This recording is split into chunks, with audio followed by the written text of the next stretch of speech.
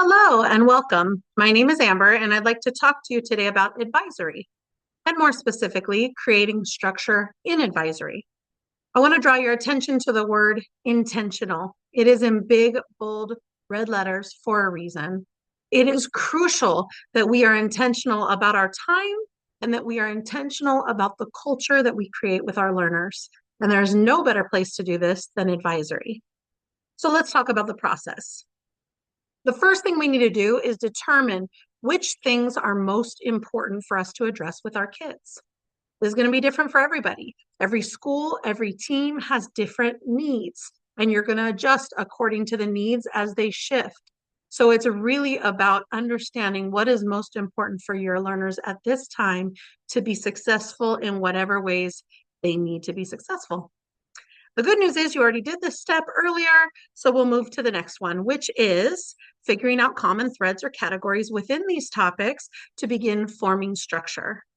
So that all sounds kind of vague. The best way that I can show it to you is to show you an example that was created by a team, a middle school team a couple years ago. It's very simple, as you'll see, but it also really helps get some ideas across.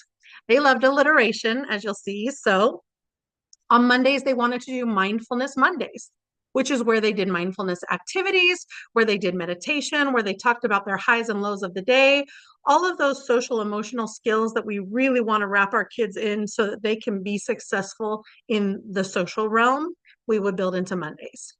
On Tuesdays, we did Together Tuesdays, but there was a specific format. We had Leadership Notebook and Ways of Counsel, which you'll find both linked on the iLead Connections website, which I will give you the link later on. On Wednesdays, they did World Wednesdays. They did CNN 10 or Turner's Graph of the Week, which is a real life graph relevant to the week that the kids have to analyze and kind of figure out what is the information being conveyed here. On Thursdays, they did Thinking Thursdays, but also they toggled back and forth because they really wanted to do team building as well. This all came from one of the history teachers, said he really wanted kids to learn how to debate two sides of an argument and really look at things from different angles. And he felt that that would apply to all the subjects. So he really wanted to bring in debate and Socratic seminar. So that's what they did. And then on Fridays, we had Feedback Fridays, which is where the kids would do grade checks, where they would look and see what work was missing, if they needed any kind of academic support. That was really where we looked to kind of help make sure our kids were being successful academically. However, they also wanted to sprinkle in Fun Fridays, where we really focused on that community building piece, where the kids could just have fun together and grow those relationships. You'll see further down, they got more specific as they got into the year. And you can see also they divided up who would do different things and different activities they could use for the different sections. So that continued on throughout the year. Again, not something you have to do, but I thought it would be fun for you to kind of build ideas from that. The next thing you could do is you could see if you want to do weekly or monthly themes. So like we've seen before, our learner outcomes, where they could rotate throughout each week, focuses on a different learner outcome, or each month. Same thing with the 7 habits, which is another thing we focus on for our school, where you kind of go through the regular rotations of the daily things with a lens on each one of these things. So this is kind of a recap of what I just said. Determine the things that are most important, figure out the common threads, and then further determine if you want any other themes, monthly, weekly. But again, you're creating this structure. These are just ideas that you could use to help build it. There is some important things to note. This is a living, breathing plan. It can change and most likely will at some point.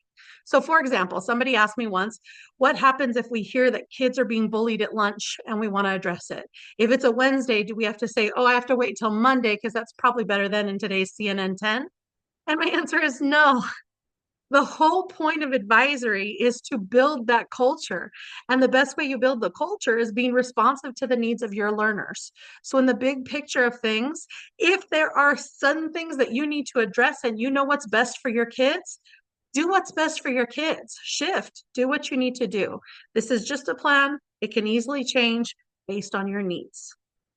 Similarly, somebody asked me, well, what if you wanted to do a topic that's not in the plan that you don't think will last the whole year? So like financial literacy. We want our kids to be able to understand banking and things like that.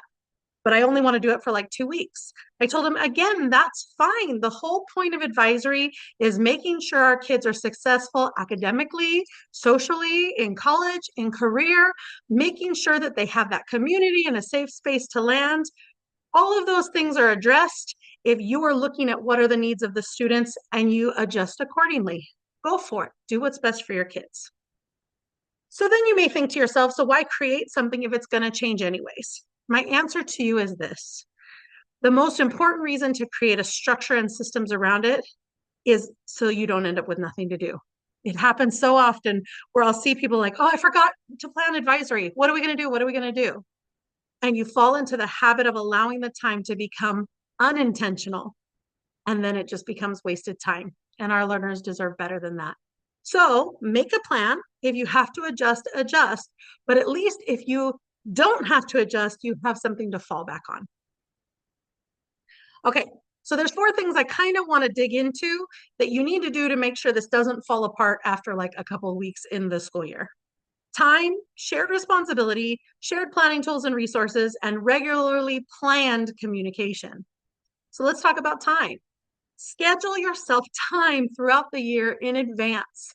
Make sure that there are little time frames that are open for you to focus on this, because otherwise it will become a back burner thing and it'll fall off the back. Also, it's best to create a framework now before the school year starts. Once that school year starts, it's going to go so fast. There are going to be so many other things that you need to think about and figure out. So it's best to go into the school year knowing what's going to happen and having a plan. Okay, shared responsibility. There is a quote somewhere that says something about many hands make light work. Divide and conquer. If you have a team, make sure everyone has a different role. Assign those roles so that you can all have a part of making sure this is successful. And then remember, you have a team to lean on in the learning support team. If you ever have questions, reach out to us. Shared planning tools and resources. So we highly suggest a community calendar. Have something where it's just a little blip of what you're doing each day, but then put the resources linked right into the calendar date. It's so much more accessible that way for everybody across the board. Similarly, shared Google folders. That way, any of the materials or resources you need are right there that everybody has access to it for the day. The iLead Connections website, I talked about that earlier. Let's look at it real quick. As you can see up here, the website is sites.google.com/view/iLead Connections. So go ahead and go to that. If you scroll down, you'll see this picture that's kind of divided into 4 sections. All these things are clickable in here, and they're kind of like secret materials that are fun to discover. Now, I did give kind of a roadmap. I divided the picture into 4 sections. The upper left is connecting to and better understanding the world. The upper right is becoming a leader, including in college and career. The lower left is mindfulness, and the lower right is connecting to each other, building relationships. So have fun going in here, clicking around and finding some fun resources. But you'll see also up at the top, there's a resource bank and there's other links that you can look into. So have fun exploring. There's a lot of really good stuff here.